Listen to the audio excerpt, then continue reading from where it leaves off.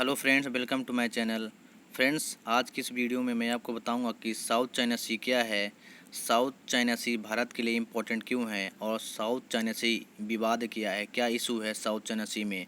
और ये दोस्तों, भारत के अलावा ये चीन के लिए इतना क्यों इम्पोर्टेंट है और ऑल ओवर वर्ल्ड के लिए साउथ चाइना सी क्यों इम्पोर्टेंट है। तो दोस्तों, आज की इस वीडियो में हम टोटल साउथ चाइना सी और साउथ चाइना सी इशू के बारे में डिस्कशन करेंगे। दोस्तों, सबसे पहले हम पता करते हैं कि साउथ चाइना सी है कहाँ। वेयर इज़ साउथ चाइना सी। तो दोस्तों, यदि साउथ चाइना सी की बात करें तो दोस्तों, साउथ चाइना सी पैसिफिक ओशियन के वेस्टर्न एज में और एशिया के साउथ ईस्ट में लोकेटेड है, जहाँ पे मैंने ये अंडरलाइन किया है। तो दोस्तों, ये प्रशांत महासागर के वेस्टर्न में और एशिया के साउथ ईस्ट में साउथ चाइना सी स्थित है। और दोस्तों, जो साउथ चाइना सी है वो दुनिया के सबसे बिजी वाटरवे में आता है, क्योंकि यहाँ पर मर्चेंट शिपिंग और गेटवे के लिए एक बहुत बड़ा इम्पोर्टेंट रोल है इसका। यानी कि हर साल यहाँ पर मर्चेंट शिपिंग का 1/3 भाग जो होता है वो व्यापार के लिए यूज किया जाता है। इसलिए साउथ चाइना सी पूरे दुनिया में सबसे बिजी वाटरवेज में से एक माना जाता है। इसके अलावा दोस्तों, यहाँ पर जो साउथ चाइना सी इशू है वो बहुत सारे आइलैंड और टेरिटरीज को लेके बनाया गया है। और साउथ चाइना सी इशू में जो इंक्लूडेड कंट्री हैं वो चाइना के अलावा हैं Brunei, Taiwan, Philippines, Vietnam and Malaysia. ये सब वो कंट्रीज़ हैं जो ये दावा करती हैं कि साउथ चाइना सी में चाइना के अलावा उनका भी पार्ट है। दोस्तों, साउथ चाइना सी में 250 आइलैंड से अधिक आइलैंड है, लेकिन साउथ चाइना सी में लगभग 7 आइलैंड को चाइना लगभग मिलिट्री आइलैंड्स में कन्वर्ट कर चुका है, यानी कि वह कुछ आर्टिफिशियल आइलैंड भी बना चुका है। दोस्तों, साउथ चाइना सी के लगभग 90% भाग को चाइना अपना क्लेम करता है।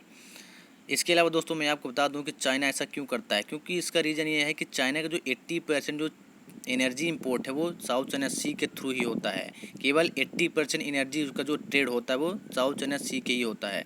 इसके अलावा उसका जो टोटल जो ट्रेड होता है वो 40% जो ट्रेड होता है वो साउथ चाइना सी के थ्रू ही होता है। इसलिए चाइना के लिए बहुत इंपॉर्टेंट है। दोस्तों, साउथ चाइना सी में तो बहुत से आइलैंड है, लेकिन यहाँ पर आपको केवल 2 आइलैंड का नाम याद रखना है। पहला है पैरासेल आइलैंड और दूसरा है स्पार्टली आइलैंड, जो साउथ चाइना सी विवाद के सबसे मेन कारण है। इसका रीज़न ये है कि साउथ चाइना सी में जो 2 आइलैंड हैं, स्पार्टली आइलैंड मेन है। इसके स्पार्टली आइलैंड के जो पेरीफेरी है, इसमें बहुत सारे मात्रा में रिजर्व ऑयल और 11 billion barrels of natural gas पाए गए हैं। इसलिए स्पार्टली आइलैंड जो है यहाँ पर बहुत विवाद का एक कारण बना हुआ है। दोस्तों, अब मैं आपको बताऊंगा कि साउथ चाइना सी इशू क्या है। दोस्तों, साउथ चाइना सी को लेकर जो विवाद है वो बहुत सारे देशों का अलग अलग अपना अपना तर्क है। यहाँ पर मैं सबसे पहले आपको चाइना का बताता हूँ कि चाइना साउथ चाइना सी के बारे में क्या क्लेम करता है। दोस्तों, चाइना का साउथ चाइना सी पे क्लेम ये है कि उसके पास कुछ ऐसा हिस्टोरिकल रिकॉर्ड्स है जिससे ये हिल्ड होता है, इससे ये शो होता है कि पूरे इंटायर रीजन पे साउथ चाइना सी पर जो टोटल अधिकार है वो चाइना का है। इसके अलावा दोस्तों, चीन ने इसको लेकर बहुत सारे बातें भी उठाई है, लेकिन अभी तक चाइना के पास ऐसा कोई ठोस सबूत नहीं मिला जिससे ये प्रूव हो सके कि हाँ, साउथ चाइना सी चाइना का है। इसके अलावा दोस्तों, चाइना ने अपने जो रिकॉर्ड है उनको कठोर सख्ती से बनाने के लिए उसके चारों एक साउथ चाइना सी के चारों एक 9 डैश लाइन भी बना रखा है। 9 डैश लाइन दोस्तों, ये 1947 में जब जापान की वर्ल्ड वार सेकेंड में हार हुई थी उसी के दौरान बनाया गया था। दोस्तों, 9 डैश लाइन कोई बहुत बड़ी चीज़ नहीं है, बल्कि एक छोटा सा इंडिकेशन है जो चाइना ने साउथ चाइना सी के चारों ओर बना रखा है। और जो पार्ट 9 डैश लाइन के अंदर में आता है उसे चाइना अपना क्लेम करता है। यानी ऑलमोस्ट 90% जो पार्ट है साउथ चाइना सी का वो चाइना उसे अपना क्लेम करता है। जो साउथ चाइना सी है दोस्तों, 1974 तक उस पर चाइना और वियतनाम दोनों का ही अधिकार था, लेकिन चाइना और साउथ वियतनाम में एक लड़ाई हुई जिसमें चाइनीज़ सोल्जर ने साउथ वियतनाम को हरा दिया। तब से 1947 से लेके अभी तक साउथ चाइना सी पर जो चाइना है पूरा अपना दावा करता है। इसके अलावा दोस्तों, वियतनाम का कहना ये है कि उसके पास भी कुछ हिस्टोरिकल बैकग्राउंड्स है जिसके कारण वह भी साउथ चाइना सी पर अपना दावा पेश करता है।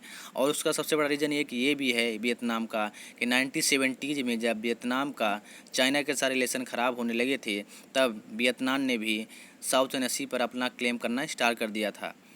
इसके अलावा मलेशिया का कहना यह है कि मलेशिया के जो बॉर्डर में जो रीजन कुछ आते हैं उनमें स्पार्टली आइलैंड जो है उसका कुछ पार्ट्स उसके मलेशिया के बॉर्डर में आता है, जिसके कारण मलेशिया भी साउथ चाइना सी पर अपना दावा पेश करता है।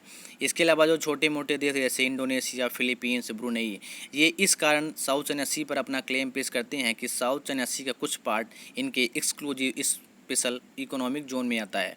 दोस्तों, स्पेशल इकोनॉमिक जोन एक ऐसा एरिया होता है सी में जहां पर ट्रेड और व्यापार के लिए जो रूल्स और रेगुलेशंस होते हैं वो अदर कंट्री से डिफरेंट होते हैं, और वह ये रूल्स और रेगुलेशन कोई दूसरा नहीं बनाता, कोई कंट्री नहीं बनाती, बल्कि united nations convention of the law of the sea बनाता है।